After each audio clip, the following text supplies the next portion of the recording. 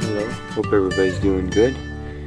We are on a little adventure, as usual, and I'm at a little dump site where we've been before.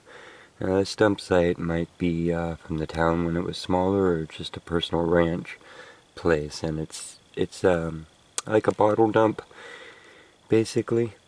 So you understand what I'm talking about, but it's you know, a whole mix of things. We found some precious metal objects here before in the past. This will be our third time sifting and about our fifth time here in total. And there's about a half acre along a creek here, and there's little piles about 10 feet wide, spread out about 4 inches deep, of material to go through, with hundreds of feet in between of just native soil and nothing in it.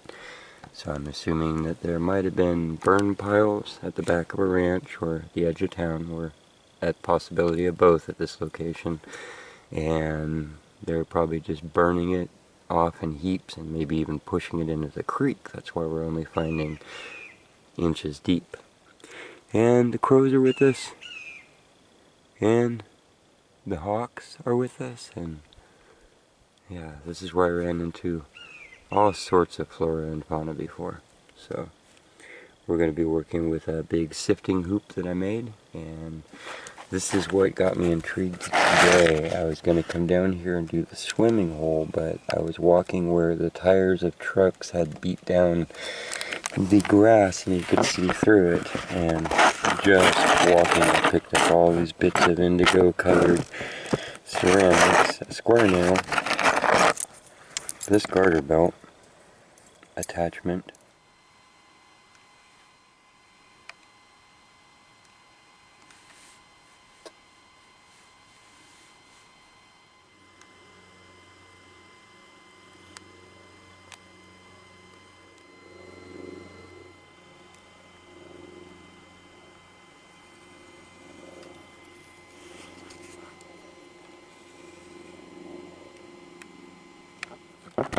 paste tube cap,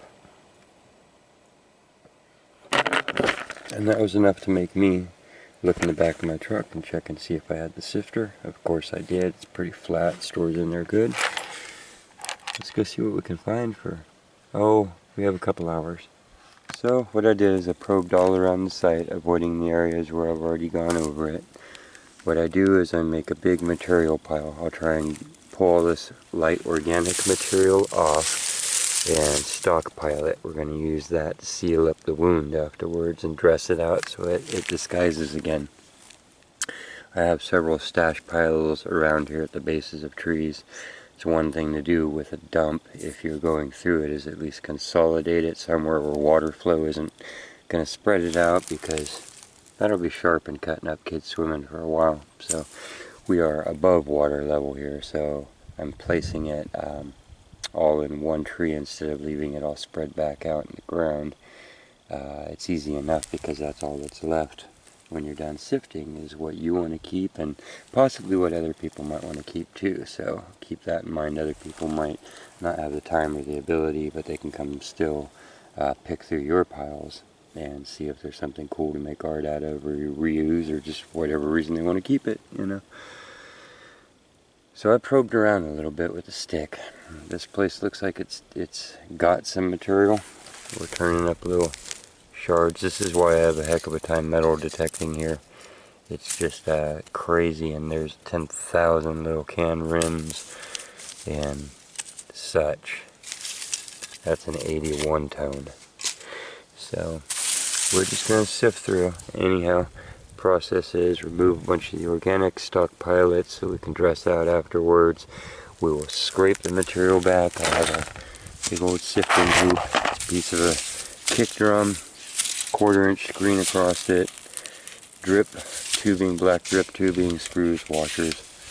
I drilled the holes and used baling wire to wind it through, and it was that simple. It's a good rigid thing, and this is just to add grip and to cover up all the little sharp edges from where it was tucked over. It's a trim piece, facade for safety.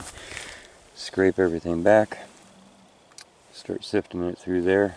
We'll put the dirt right back into our scrape back area, and we'll start moving back like that. That'll create the little space. You want to stockpile a little bit so there's a spot to put your tailings, put your tailings, put your tailings, and like I said, I'm just going to keep adding to over by one tree where I just have a mitten pile. So we'll take at least all the garbage that's spread out here and condense it. Once again, I'm calling dump rules, which is you don't have to single-handedly clean up a dump when you find it to legitimize going through it. But definitely try and restore the land as good as you can to its natural state or the state as you found it, and if you can, do something like that, consolidate it. It's easy for me to consolidate it today because, like I said, it'll be trapped in here. With no further ado, let's get on to the digging.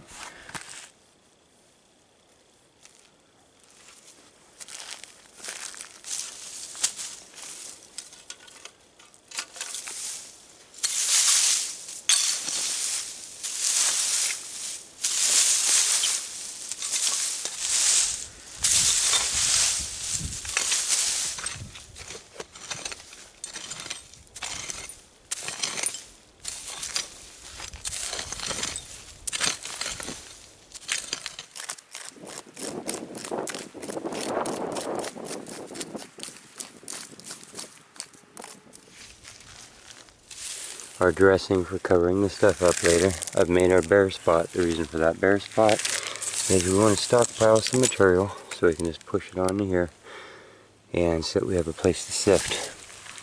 This is going to start the process, so we're going to sift everything back to there, and then the dirt's already there, and we'll just move our way back and move our way across it, tractoring across the land and just putting back the duff. It's going to rain within the next few weeks.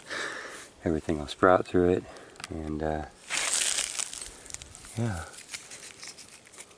let's sift this out.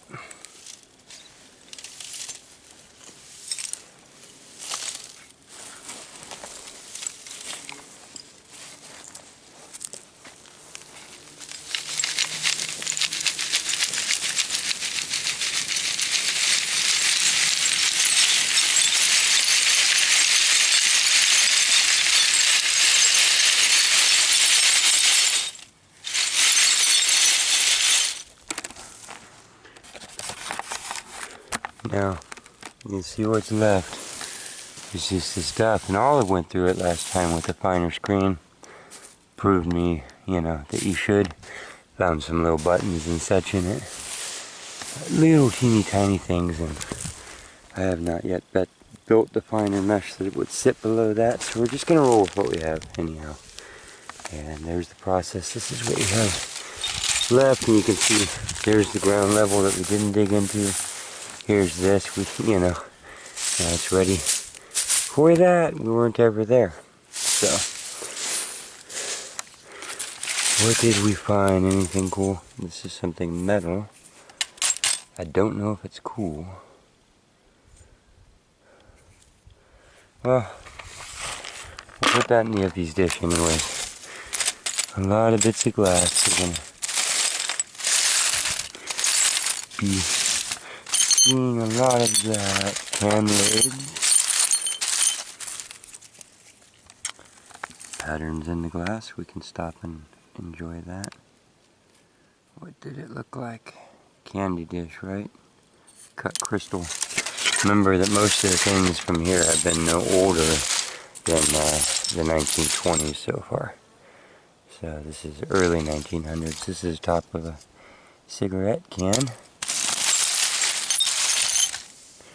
Okay, I'll dump this and we'll do the next.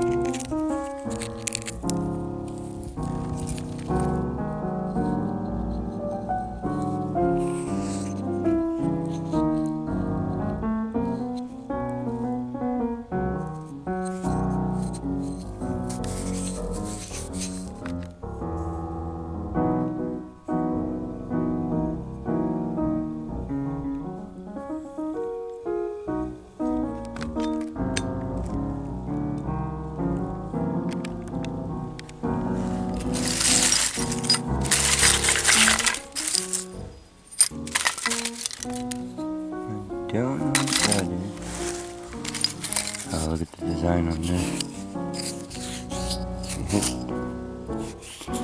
Decayed off the rest, but that was really nice at one point.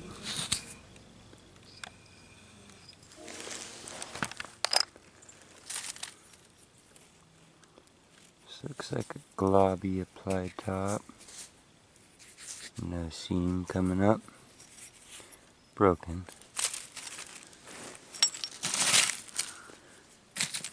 Here's another one that would have been nice. See the bubbles in it?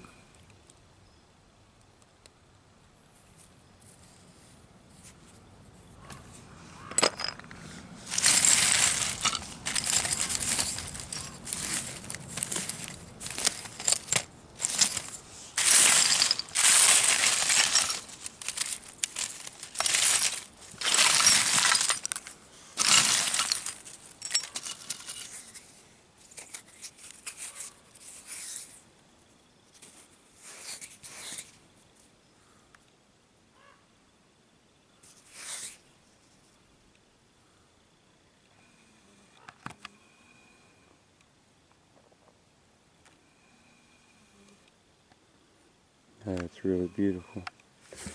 And this particular little hole, oh, there's a really worn down horseshoe on the edge of it, as I gotta say that. That one wore through and split in two.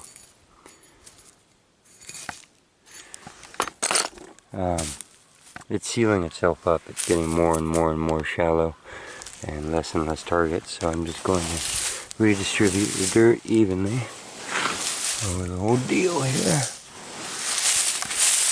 I'm going to dress it out with our stockpile. That's what that was about.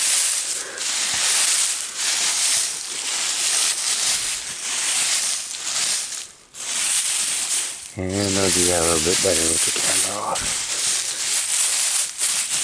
But that's the idea. Now we need to go find another little hump of debris. So there's where we were. And if you looked at nature all the time, you'd be able to tell something had happened there. But what happened there was the garbage is gone from it. So I'm going to move over here now. The edge of the field that we already did. And the reason that I'm doing this particular little spot is I came up with a little small panhandle and this little maybe perfume dauber. It's glass. And that's what made me want to do this, and there's some material here. So let's go through it.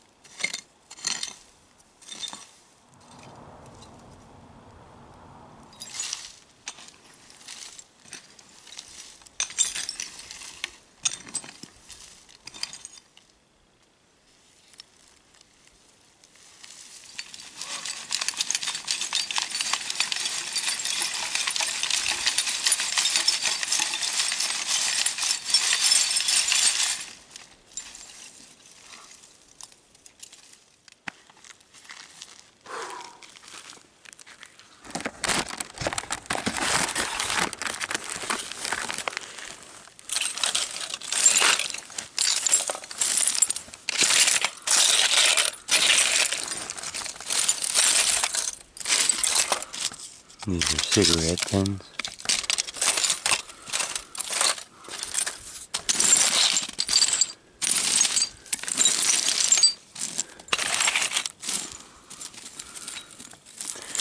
Sardine key.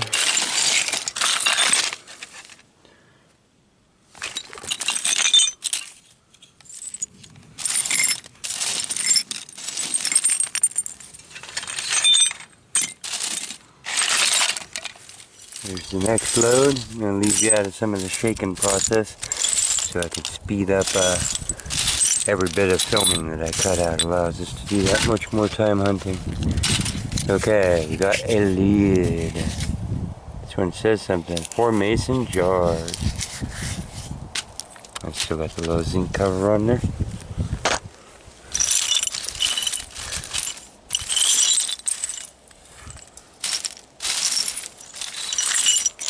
Piece of an old insulator. Number 20 it looks like.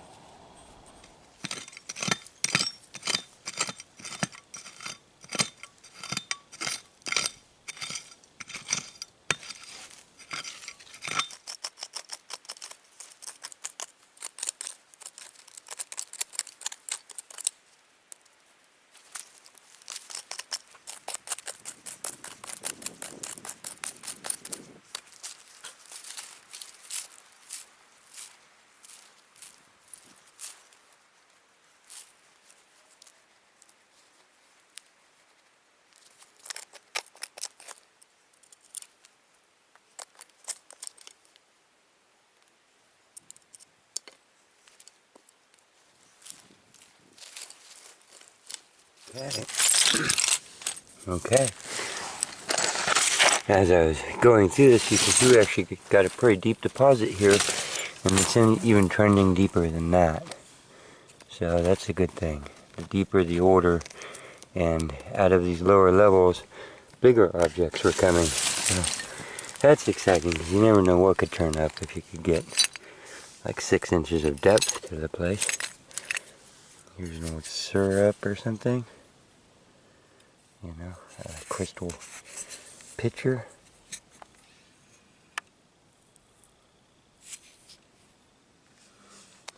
And this would have been super blue aqua ball jar. Mason ball. Best foods.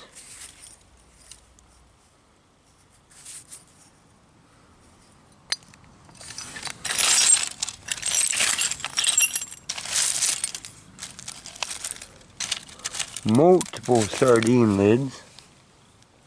There were fish eaters here.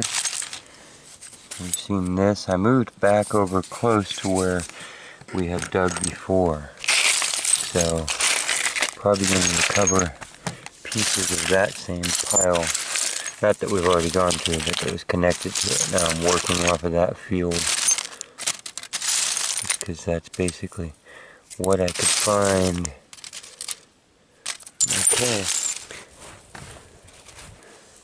We got our next load here. This would have been a beautiful bottle. You can see the thicknesses of the glass are all uneven. Had a nice smoky texture to it and a bevel.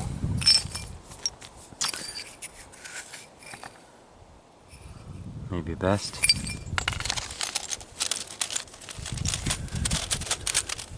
Beveled, probably medicine bottle. Mifflin Co. Patent. Oh, there's some wire. More wire. This next tree getting ready to be born.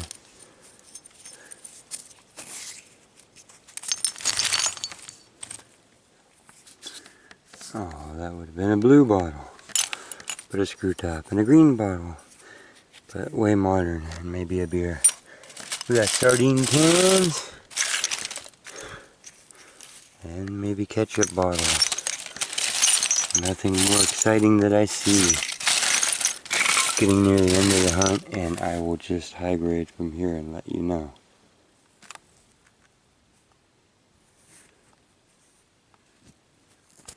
Like a button of some sort. Feels pretty heavy, and it's got a train engine on there. That's awesome. Choo choo. That is awesome.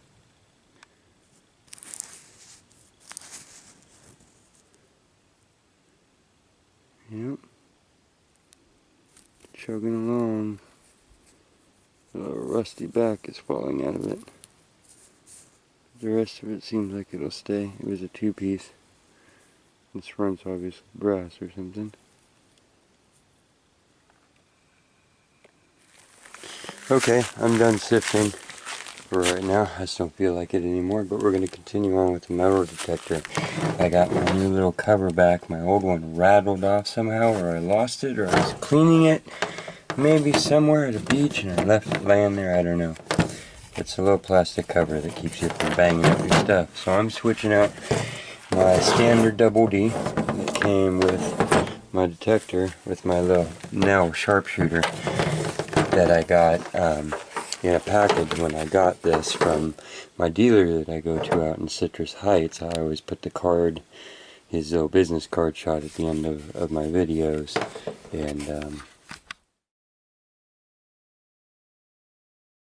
he set me up really good by doing this because it's the double D, 2 D-shaped coils in here, crunched down, so that the field of play becomes way smaller, and so that you can differentiate between targets here, here, and here. So I'm going to pop that on the Garrett AT Pro. Got the Garrett pinpointer, the Garrett Carrot. It's AT all-terrain. That's all-terrain proportionate audio. Makes different size and loudnesses, noises proportionately for the depth and size of target. So it's proportionate, pro, and all-terrain. Otherwise, it's just a Garrett, your standard Garrett. And Nell makes a bunch of different heads that fit on the different Garrett models. This one is made for the Garrett Pro.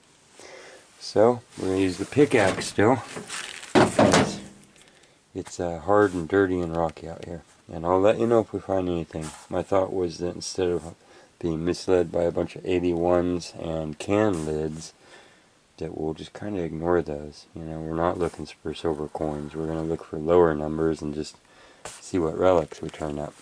Okay, well I got a 75. My first solid signal, I went ahead and dug it. What are you? You're a 2014 dime. We'll take it though. A coin on the first signal. Right?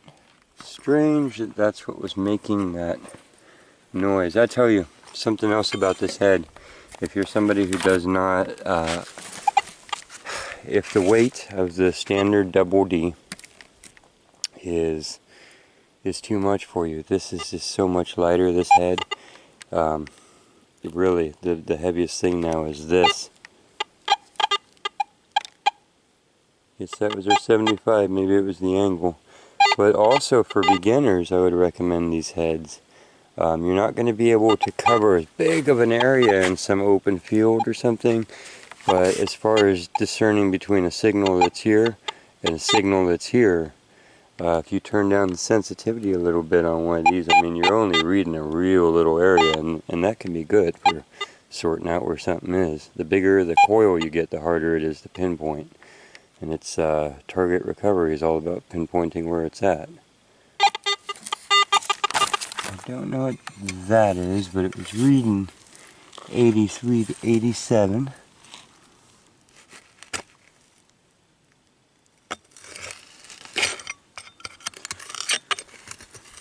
Like a lock, trying not to scrape it up.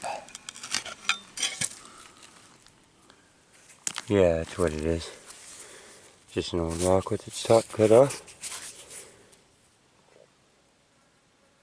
Little modern coin spill here, just pulled a penny out. Now we're getting an 81. This should be the dime.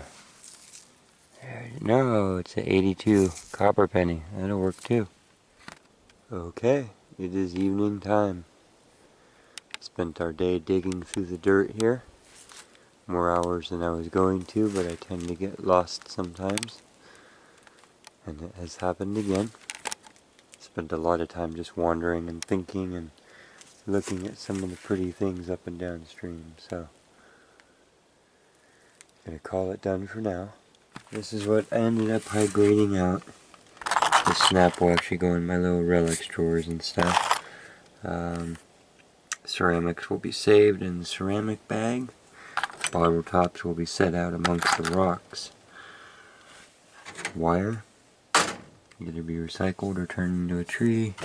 And we'll get tossed in the relic bucket.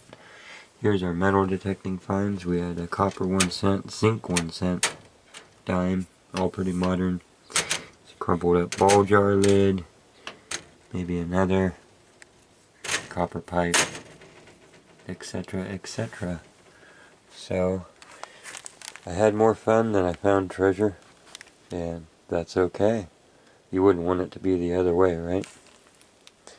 Okay, I will see you on down the road at the next location. Remember, take care of each other. Take care of yourself. Keep your head above water. I'll see you there. Hey, hope you liked the video. If you did, please hit the subscribe button below. Helps the quest for details grow. I appreciate the support. And if you double click the bell icon next to it, you'll get a notification each time we put out a new video. Don't forget that on the Quest for Details homepage, if you click on the videos, then it will take you to all of the videos that I've posted in the past. They're all still there saved, and there's quite a few of them, and they grow every day.